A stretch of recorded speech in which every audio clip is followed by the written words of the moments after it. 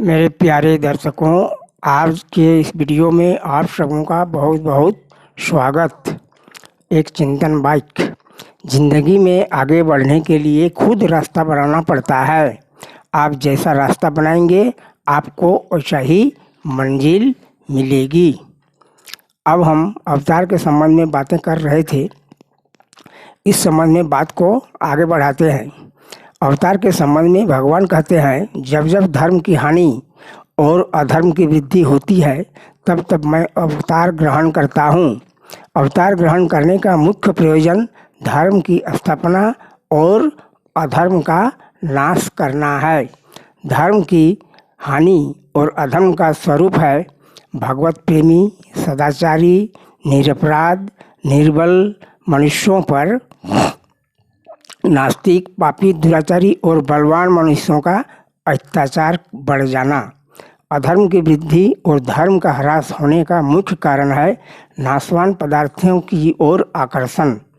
लोगों की सांसारिक भोग और संग्रह में ज्यों-ज्यों आसक्ति बढ़ती है त्यों ही त्यों समाज में अधर्म बढ़ता है। ज्यों-ज्यों अधर्म बढ़ता है समाज में पापाचरण, कलह, विद्वेष बढ़ते हैं। 4 युग, सतयुग, त्रेता युग, द्वापर युग और कली युग में भी धर्म का ह्रास होता है। सतयुग में धर्म के 4 चरण होते हैं, त्रेता युग में 3 चरण होते हैं और द्वापर युग में 2 चरण, कली युग में 1 चरण धर्म का होता है। जब मर्यादा से भी किसी युग में धर्म का ह्रास होता है, यानी जो चरण है उससे भी जब ह्रास होता है तब भगवान अवतार लेते हैं और धर्म की स्थापना करते हैं। हम लोग सोच सकते हैं कि वर्तमान युग में भी धर्म का बहुत ज़्यादा ह्रास हो रहा है, फिर अवतार क्यों नहीं लेते हैं? वास्तव में वह समय नहीं आया है। वर्तमान समय में भी धर्मात्मा पुरुष जी रहे हैं, उन पर नाश जैसी बात नहीं है। जबकि त्रेता युग में ऋषि मुनियों को राक्षस या अन्य दानव द्वारा मारा जाता था, उनके हड्डियों को इकट्ठा कर दिया जाता था, उन्हें सत्कर्म करने नहीं दिया जाता था, उनके यज्ञ में मांस का टुकड़ा फेंक दिया जाता था। इस प्रकार होने के कारण उस युग में भगवान को उसकी स्थापना के लिए जन्म लेना पड़ा। फिर भगवान की इच्छा से पृथ्वी पर भी साधक पुरुष, संत आदि धर्म की स्थापना में कभी कभी योगदान दे देते हैं। जब विशेष साधक पुरुष, संत, महात्माओं का नाश किया जाता है तब भगवान स्वयं अवतार लेते हैं।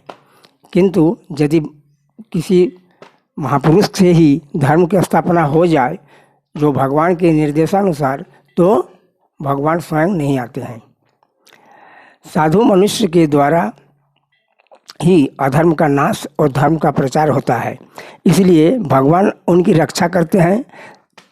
साधु पुरुष वे हैं जिनके भाव और क्रिया में सभी जीव, पेड़, वृक्ष, लता सबका हरदम हमेशा भाव भरा रहता है, उपकार का भाव भरा रहता है। अब मन में प्रश्न उठता है कि भगवान तो सब प्राणियों में सम है, उनका कोई बैरी नहीं है, फिर दुष्टों का विनाश क्यों करते हैं? भगवान परम सुहृद होता है, यह तो सत्य बात है, किंतु जो मनुष्यों का बैरी है, भक्तों का अपराध करते हैं, भगवान उनका बैरी है।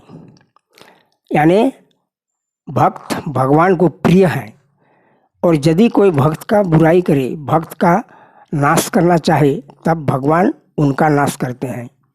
भक्त लोग पाप का नाश करते हैं, किंतु भगवान पापी का नाश करते हैं।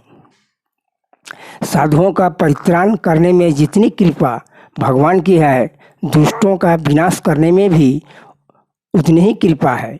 उनके द्वारा जो दुष्ट मारे जाते हैं उनको भगवान अपने धाम भेज देते हैं। अब आप सब, चाहे मैं भी सोच सकता हूँ कि यदि महापाप किया जाए तो भगवान मारेंगे और मारने के फलस्वरूप भगवान के धाम में चले जाएंगे। तो क्यों ना हम इतना सदाचार, इतना नियम, इतना ये सब क्यों करें, हम पाप कर्म ही करें, क्योंकि पाप कर्म करने से ही भगवान मारेंगे। लेकिन बात ऐसी नहीं है।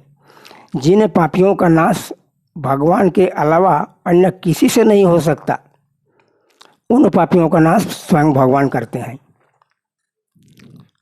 इसलिए मनुष्य को शुभ कार्य ही करना चाहिए, न कि पाप कर्म, क्योंकि भगवान तो तभी आते हैं जब किसी से जिसका नाश नहीं हो रहा है।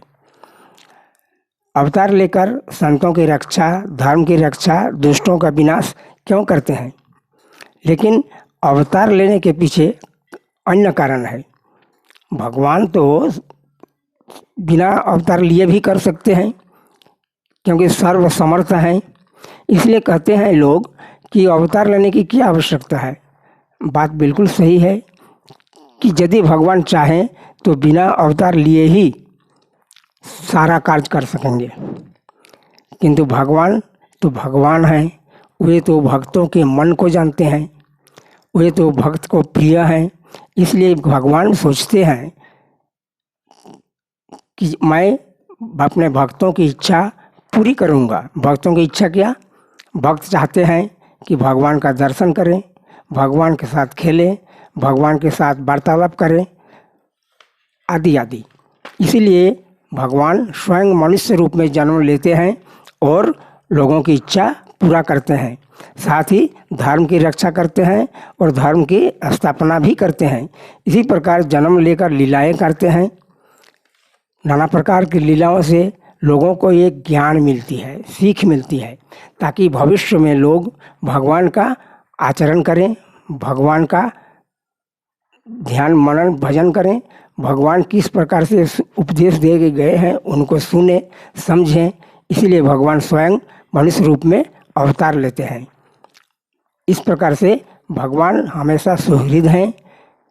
भगवान सब कुछ हैं, जो चाहें सो कर सकते हैं, लेकिन जो करते हैं, जो बिना किए भी हो सकता है, भगवान को आकर नहीं करने से भी हो सकता है, उसको करते हैं क्योंकि उन्हें भक्त प्यारा है। इसलिए भगवान का भक्ति भगवान को खुश रखने का सबसे सरल आसान तरीका है और उससे भगवत दर्शन भी हो जाता है। बस धन्यवाद। आज की वीडियो में मैं इतना ही बातें करके अपना पाठ समाप्त करता हूँ। यदि पसंद हो तो लाइक करेंगे। धन्यवाद।